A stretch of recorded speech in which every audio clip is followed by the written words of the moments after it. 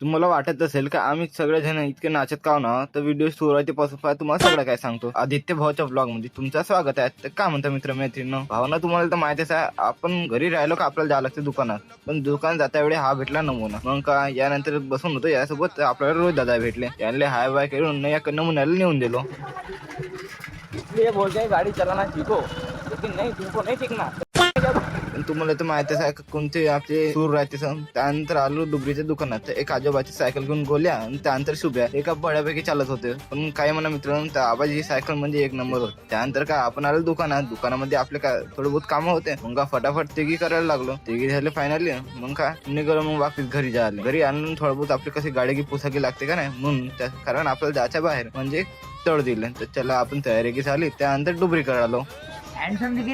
अरे एकदम गंदा. तळदिदी मध्ये आल्याबरोबर सगळे आपले शूटर लोक इथे भेटून गेले. कारण भाईच्या आज बर्थडे होता का नाही म्हणून. पहा ना, करण भाईच्या बर्थडे सेलिब्रेट करायला पुरी गँगस्टर.